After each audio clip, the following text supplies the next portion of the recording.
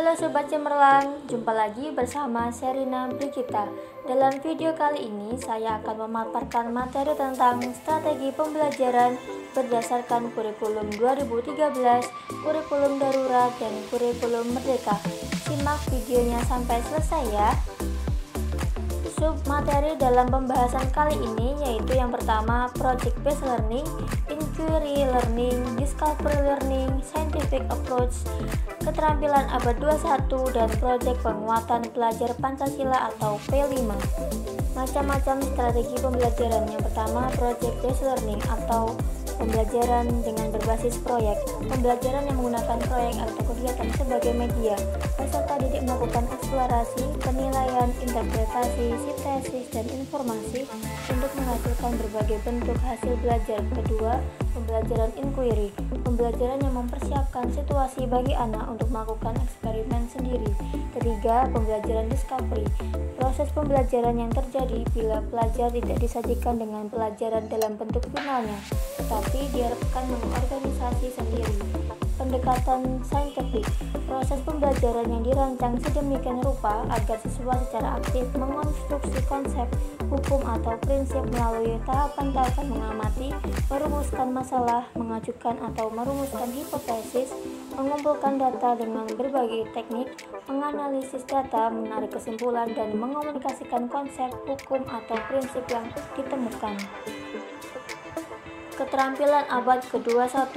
Dalam keterampilan abad 21 ini, ada beberapa hal yang perlu dikembangkan sebagaimana yang terdapat dalam Permendikbud nomor 21 tahun 2016 yang menyatakan bahwa standar kompetensi lulusan dalam pembelajaran kurikulum 2013 berbasis pada kompetensi abad 21.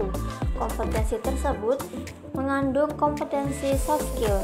Framework Partnership of 21 Century Skill merumuskannya sebagai the 4C skill, yaitu critical thinking, communication, collaboration, dan creativity.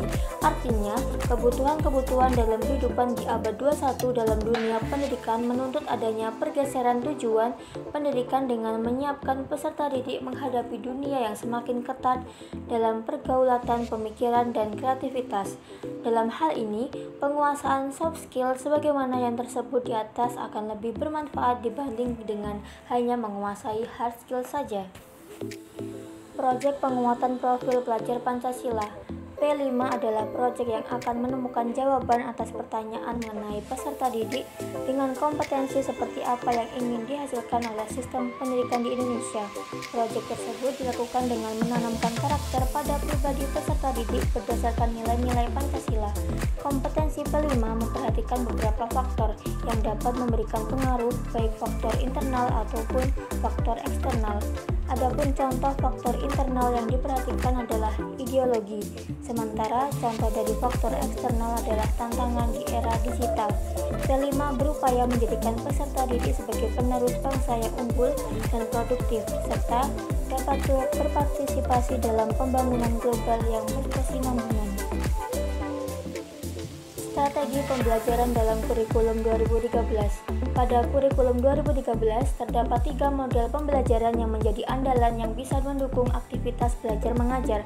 Ini didasari pada Permendikbud nomor 103 tahun 2014 yang memiliki visi agar siswa bisa berkembang dan mempunyai karakter saintifik, rasa ingin tahu, dan perilaku sosial. 3 model yang menjadi andalan pada kurikulum 2013 adalah model pembelajaran berbasis proyek, model pembelajaran berbasis masalah, dan model pembelajaran penemuan atau discovery learning. Pada problem based learning, metode pengajaran yang bercirikan adanya permasalahan nyata sebagai konteks untuk para peserta didik belajar berpikir kritis dan keterampilan memecahkan masalah dan memperoleh pengetahuan. Pada project based learning, model pembelajaran yang melibatkan keaktifan peserta didik dalam memecahkan masalah dilakukan secara berkelompok atau mandiri melalui tahapan ilmiah dengan batasan waktu tertentu yang dituangkan dalam sebuah produk untuk selanjutnya dipresentasikan kepada orang lain. Sedangkan model pembelajaran discovery learning, proses pembelajaran yang terjadi bila pelajar tidak disajikan dengan pelajaran dalam bentuk finalnya, tetapi diharapkan mengorganisasi sendiri. strategi pembelajaran yang tepat dalam kurikulum darurat, yaitu Project Based Learning. Metode Project Based Learning ini sangat efektif diterapkan untuk para pelajar dengan membentuk kelompok kecil dalam mengerjakan proyek, eksperimen, dan inovasi. Metode pembelajaran ini sangatlah cocok bagi pelajar yang berada pada zona kuning atau hijau. Dengan menjalankan metode pembelajaran yang satu ini, tentunya juga harus memperhatikan protokol kesehatan yang berlaku. Strategi pembelajaran dalam kurikulum merdeka. Pembelajaran menggunakan model Project Based Learning akan menstimulus keterampilan anak sehingga setiap proyek yang dihasilkan anak meningkatkan pemahaman konseptual dan sekaligus menjawab persoalan isu-isu penting lainnya. Hal ini sejalan dengan adanya perubahan kurikulum 2013 ke kurikulum merdeka, menjadikan pembelajaran berbasis proyek sebagai karakter utama kurikulum merdeka, dan dengan pembelajaran berbasis proyek, anak akan memiliki kemampuan serta kesiapan bersekolah di jenjang selanjutnya.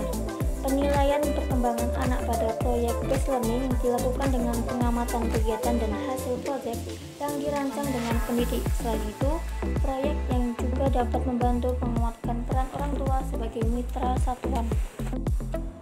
Sekian video pembahasan tentang strategi pembelajaran berdasarkan kurikulum 2013, kurikulum darurat, dan kurikulum merdeka.